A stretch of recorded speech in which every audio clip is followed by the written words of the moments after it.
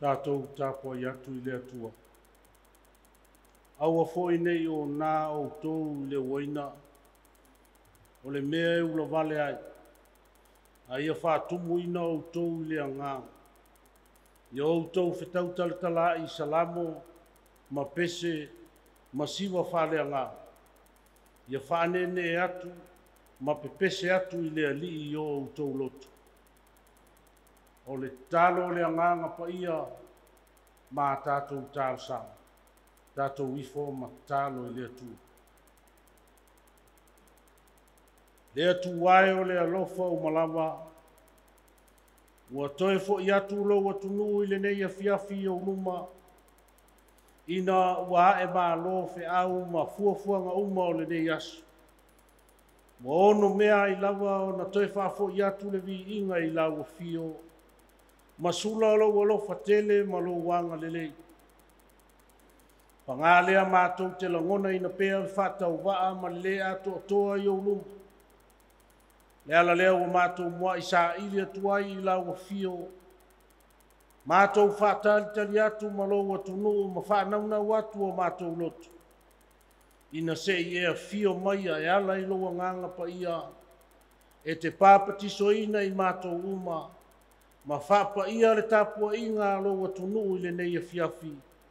Ina ia o mātou a watu le tāpua inga i le anganga ma le wha maoni lau. Mai ua tuai le nei tāpua inga e whai ma vi inga o lau o fio no mātou ua tua e toa tas. Le atua pa iae, no mātou ta mā e whāwawau, whāwhitai i lau tau singa alofa ma lau leo leonga ma lau puipuinga i a Samoa.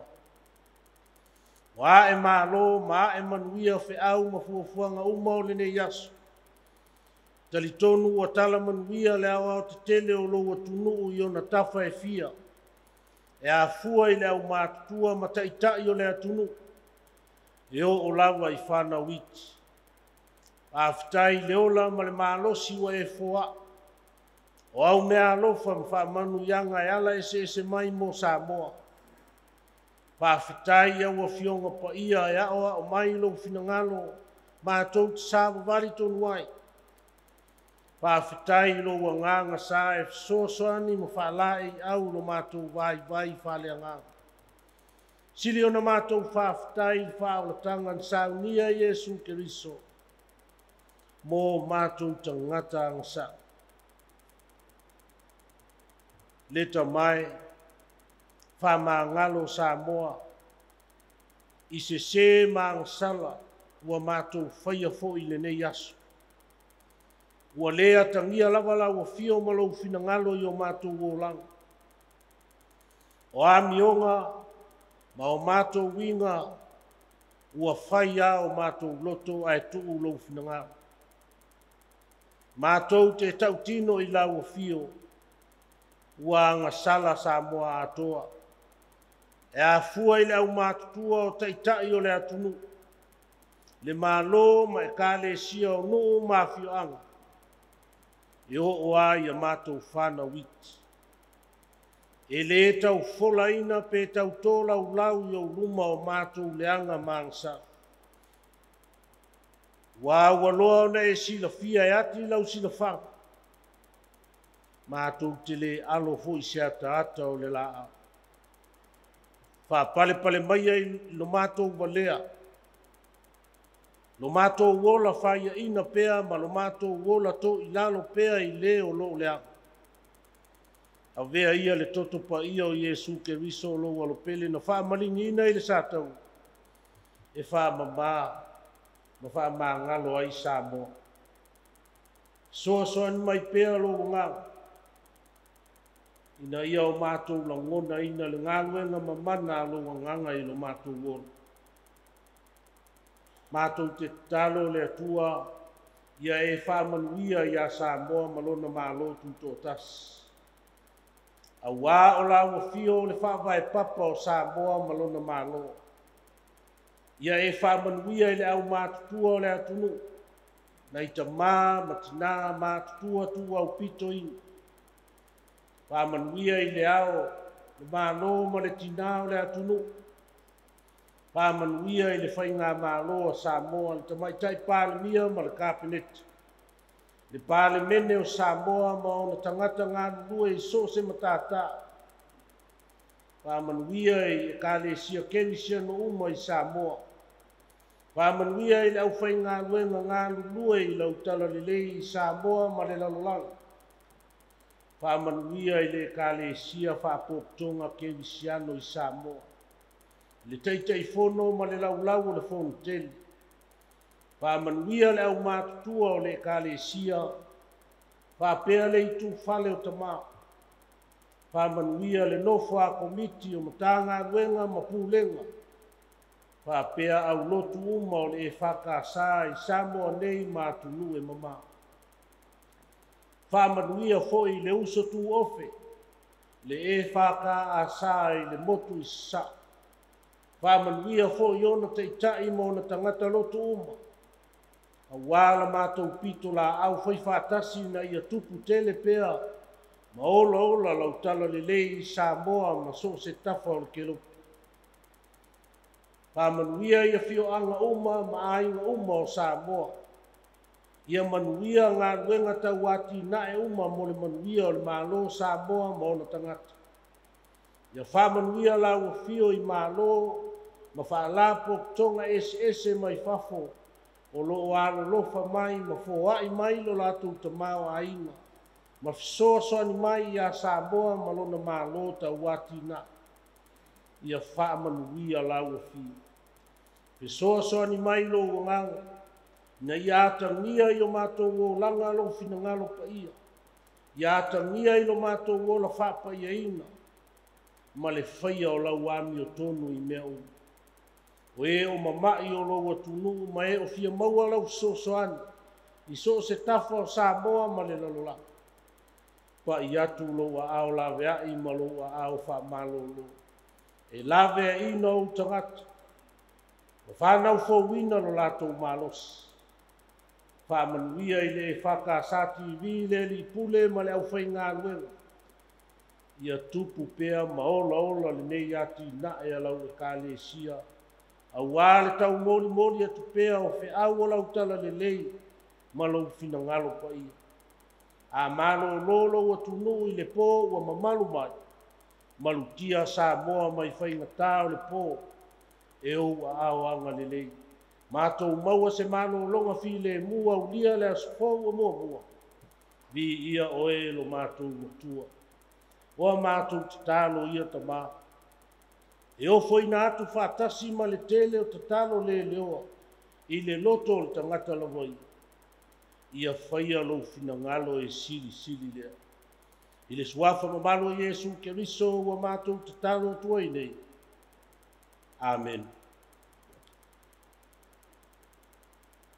O le whaitauina o fionga pa ia le tua.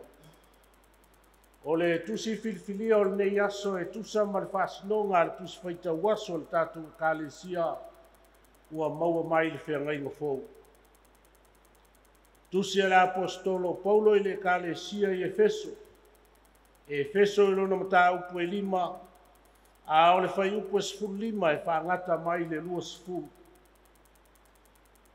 E Efeso i lona mata upu e 5 a o le whai upu e 5. E whaangata mai le whai upu e 2 o te whaitauina. Whaafonga mai a ia fionga pa ia lo tātou wali. O le nei, ia whae te o tau na ia o tau sāma wali ma le wha o tauta. Aua nei whaapei o e vale lea. A ia whaapei o e pupoto. Ia whaau ngā ina o tau waso o le nei o la. A wā o na po nei o lea. O le nei, aua nei whaavalea o tau. A ia o tau loa le finangalo o le li. Aua foi nei o nā o tau le waina. O le mea e ula vale ai. A ia whaatumuina o tau i le angā. Ia o tau whetau talatala i salamo ma pese ma siwa whaale angā. Ia whaanene e atu ma pese atu i le li i o tau loto. Ia whaafitai pea lava ona o mea uma. i le atua le tamā i le suafa o lo tātou alii o Iesu Keriso. Ia whaamanuia mai le atua, o tātou whaitau whaalongolongo ia nā whionga paia. A ia tū maupea ia te ia lona viina. Nei se ia o i le whaamawau. Aua fo'i nei o nā outou le waina. O le mea e ula vale ai. A ia whaatumuina outou i le anganga. Ia outou whetau taltala i salamo ma pese ma siva whale anganga. Ia whaane atu ma pepese atu i le alii o outou lotu. E feso mta upu e lima whai upu e sfuru walu ma sfuru ma le iwa. O le matua le nā. O le launga i le swafa mamaru o le atua le tamā le alo ma le anganga pa ia. Manatu au tu o le nei aso e tusa ma le whaasinonga le tusa paita waso le tātou e kāle sia. E whaapea, let go and let go. La foa i oe matu watu i le atua. La foa i oe matu watu i le atua. Ia la foa i ese o tātou tangata se malele ato toa. Ai tu watu o tātou wola atoa i le atua. E pule ai le atua. O le tusi le apostolo Paulo i le kalesia i Efeso. O lo faa i loa ai e Paulo. O le e kalesia kevisiana. O le fuafuanga lo loto lea le atua ua loa o na ia fata oto mai. Mo le tu fata sia o lana fuafuanga atoa. O mea umai le langi, male lalo langi. I lalo le pule a Iesu Keriso lo na alo pele. O ia o le ao mea uma. Ma le fuafuanga pa ia le atua. Ia tasi le tino o le loto o le anganga ma le mawhauwhau o tangata uma i a Keriso. Ia moni ma wha maoni le mafuta whaatasi i a Keriso. E pei o le tino o le tangata. E ese o nei tu tino uma. Ma lato uma tafa i oi. Ai ngā lulu e whaatasi uma i tu tino. Mo le wha moe e tasi. Mo le tino e tasi. Ina ia tupu maola le lei ma manuia le tino atoa e tasi. I lalo le pule le ulu e tasi. Po le ao e toa tasi o Iesu Keriso lea. O le apa inga la Paulo i le kalesia i Efeso. E le tai lava. E le tai lava le na o le iloa ma. Malama i fuafuanga lea le atua. E le na o le lue o le ulu ma fai mai. Amene. A ia iloa malama ta la i atu maola ai. Ia tino mai le o langa o le kerisiano le fina ngalo le o le atua. Peita isa lapata ia ma fautua ina ma losi e Paulo le kalesia i Efeso. Ia lato faa ete. E tele lui tau o ngaonga ma le whainga tau le a lato whea ngai. A ia ola ma le poto. Ia ola ma ola faa pa ia ina. Ma ia te atu ia mionga ele lea ma le palapala. Ia iloa i le tū ma le anga. O winga ma mio ma le tautala. Ia atangia ai le poto Keriso. Ia ola tā pena ma ola ma tāla. Ia pipi i le atua i teimi uma maso uma o le olanga. Ia ola vivi i ma whaafetai i le atua e le aunoa. Ua lapata ia fo i e Paulo le kalesia i Efeso. E winga i le waina ma le ava malos. Pai mai le apostolo. Aua fo i nei o nā o tou le waina. O le mea e ula vale ai. A ia whaatumuina o tou i lea ngā. Ia awa nei pū lea i la tou e le waina po le ava malosi e o nai. Aua nei fai mamio, ma aua le fai so. A tonu e le aise e senga o tangata Efeso ma tangata Samoa.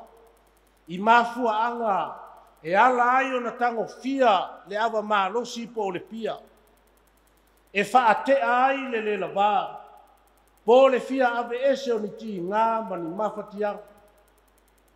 A fefe foi pe popole mātua tuwana. Ua inu le waina po le pia e tau whaafile mu ai ma whaate ai le pala ai.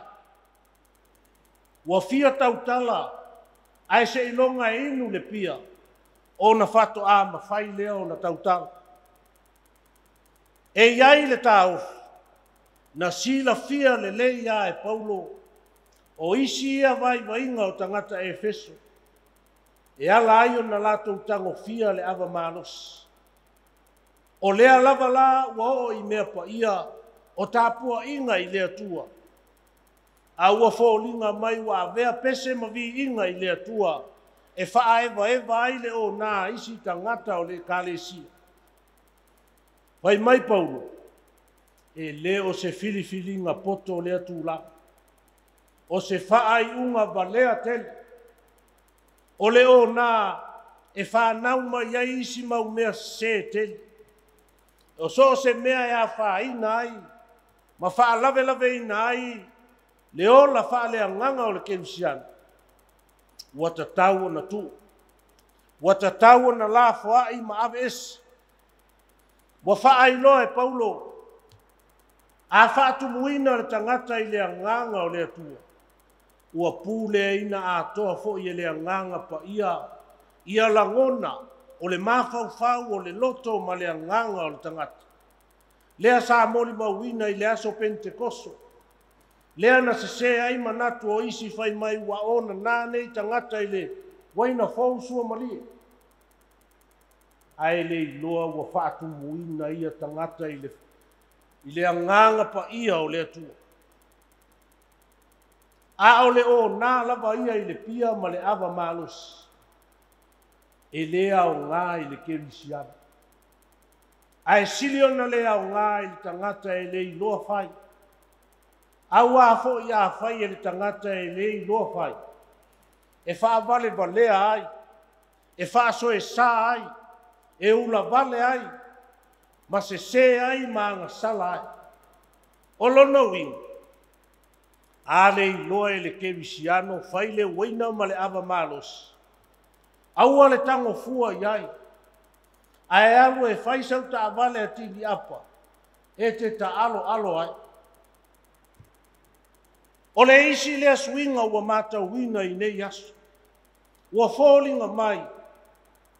Ua tele ina le mana o mia e tangata Samoa le maa losi o le anganga o le atua. A ua fia ma tō sina tele i le maa losi o le anganga le anga. Lea e maua mai le pia o le waina o fuala au whasaina ma le aisi. O se tasi o wha manatu tā ua le apostol.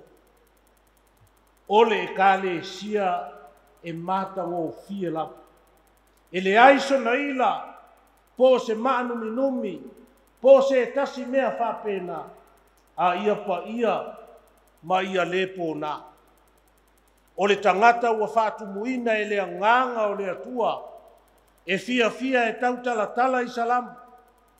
E fia e pese ma vivi. E fia i siva whale a nganga. E fia e whane ne e lea li ma le loto atoa. Samo ai lea tunu pele.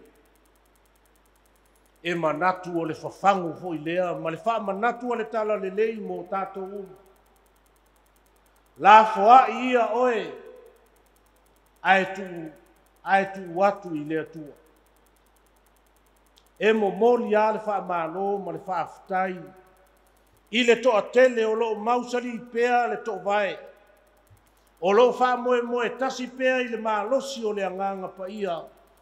E wha atonu fola wina le soifua ma le ola vala wina mai le tua. malo whawhetai, ma le whamano si au, ia tū mawai ma ave a ia i pea. Ai mō tātou ua tau ma mau ma le atua, se alo lofa maia.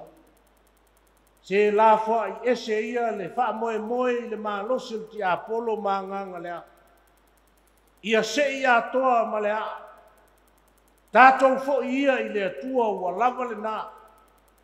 Tu i le atua o tātou ola e pule ato atoa ai le atua. O suinga le anga ua tūla i mai le lalolangi ma sa moa i nei o na pō. E iai le talitonunga. O le taunu unga lea, o le whaatua nai o le atua e le lalolangi ma Samoa. O le taunu unga lea, o le whaalango i le poto whaale tangata, ma le maalosi i whaale lalolangi nei. Wāne.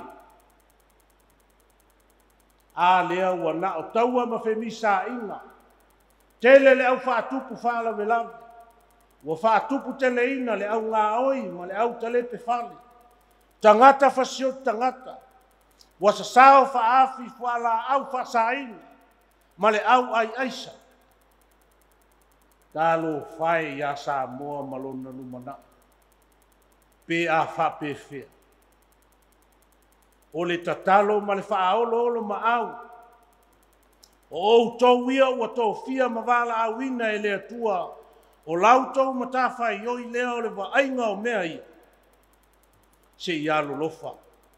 Ma tautua nā, ia atangia i au tiu te whai le whina ngalopa ia o le atua, i le whaia o le ami o tō. O le mātaunga ua iai nei asu. Ua matua a fia lava le soifuanga file mu, ma le lei sa iai sa moa. Wa a fia le anganuu ma le vata puia. Wa afia le maupoponga o ainga o Samoa. Wa afia le whaavai o le malo. Wa afia le sailinga o le ami o tonu. Wa afia foi o tātou talitonunga whakewisiana. Ai maise ua sili o nā afia tupulanga. Ma whanau lalo vawa o le lumanai o Samoa mo wātaia. A sila ane foi. Ia fiafi whape nei, o nisi nei o taimi e sili o na tāua. O whainga lotu a fiafia a inga, e whaafoi whaatasi ai le vi inga ma le whaafitai i le atua. E maafuta whaatasi ai maatua ma whanau, i whainga lotu. A e tā lava le longo o whainga lotu. A o lae tā whawhao isi whanau, ma tūpulanga i le awala tele ma pisa o ai. E o isi tamā e su e whangupia. E o isi tina e su e pinko. A e Facebook whaasolo atoa isi tangata o le ai. A e le ai ni lotu a fiafi e whai. Wa le o toi whaalongo nei whanau. I ni apo inga le lei mai o lato matu. Talo whae Samoa. O i tonu le isi mafua anga malos. Lea e whanau mai ai le tele o whaafita auli. Onga ma le mawa. Lea ua fiu e tau fofo nei. O isi a tātawa ai o le whaatuatua nai e Samoa o le atua. Wa le toi mamafi Samoa i le atua e pei o aso waru. Wa fōlinga mai wa le toi mana o mia e tangata Samoa. Le malosi o le anganga o le atua. Ai ua matua whaasese na lava. Wa fia e sa ili le malosi ese. Ma le malosi whaati a Apollo e ola ai. Ma whaamalia ai mana onga whaal tangata. E tō le pūlou. Ma ave le whaamalo ma le whaafitai le tele o nisi o. Whaalapo tonga tū maoti. Nisio e kāle sia ma nisio ma tā ngā ruenga le mālo. O loo tau ma whaia por kalame ma whaalau i loa. E tau whaaiti tia ai ma tau fia ai whaafita uli ia ua tūla i mai. E whaafetai a fo i ma ave le whaamalo i nisio pūlenga ma malu. ali'i mafaipule inisi o nuu mafioaga ua tula'i malosi mai e lagolago o le pitola'au o le mālō ma ekalesia kelisiana fa'apea le tautinei o fuala'au fa'asāina ma le aisa ua sasao fa'aafi nei mālō lava fa'afetai e moni e ese i tutino ae tasi a le fa'amoemoe o le atua ma lona finagalo lea tatou te galulue e fa'atasi ai o lau pitola'au o la'u pitola'au ma lo tatou vala'auina fai fa'atasi e faia le finagalo o le atua e fa'avaetasi ai Samoa a o se fautuaga fa'ale'auau o le fofō aua le au mai afua ni fofō mai fafa o lea ai Samoa le fofō ua leva ona au mai e le atua o lea ai a'ao Samoa ma o matou lima le fofō a o le fa'alavelava e lē o fa'amaoni i le fa'atinoina e lē o faia tiute ma matafaioi o tagata e tatau ona faia o le augani a le tala lelei ia toe fo'i a Samoa i le mamanu fa'avae toe fo'i i le fa'avae papa o le tala lelei ma le aganu'u Samoa sa fa'afailele mai ai tatou e tua'ā ma matua ua ta'ooto mai le atutia ia fa'atele taimi e mafuta ai matua ma fanau i totonu a'aiga e a'oa'i ai ma fa'atonu ai fanau ia fa'amalosia le ave o fanau ia a'oga faife'au ma a'oga sasa'o ia tausolomua ali'i ma faipule ma le itupā o tinā ona ave taulele'a ma tupulaga talavou o teine matama e fa'amaopopo mafutaga fa'aleagaga au faipese ma au talavou e a'oa'o ai ma fa'amalosia ai amioga lelei ma amioga tausafia o Iesu Keriso lo tatou ali e le'i faia lava sona loto na ia tu'atu atoa o ia i le atua lona tamā ma fai atu aua ne'i faia lo'oloto a o lou finagalo a o le uiga fo'i lea o le ta'utinoga ta'uta'ua a le apostolo Paulo ou te lē o toe ola a o Keriso o lo'o ola i totonu iā te a'u o le tangata ua lafoa'i o ia e ia lava ma tu'atu atoa o ia i le atua e pule ai le atua ona o Iesu amen tatou vi'i i le atua i le pese lua selau tolu sefulu Yeah.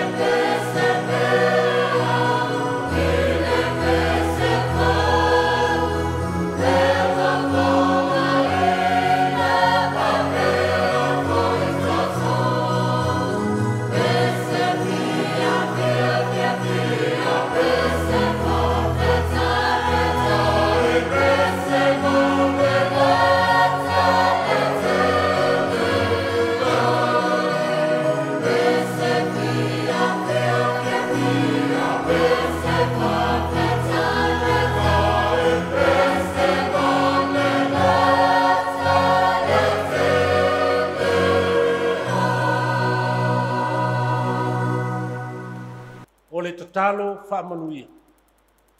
A o le manuia ma le file mu o la o fio le atua le tamā. Le alof sisili ese o Yesu Keriso. Le mafutanga tu mau malo wanganga pa ia. Ia iai le ilunga o Samoa uma malau whanau le lalulangi atoa. Ne ise iao i le whababau lau. Amen.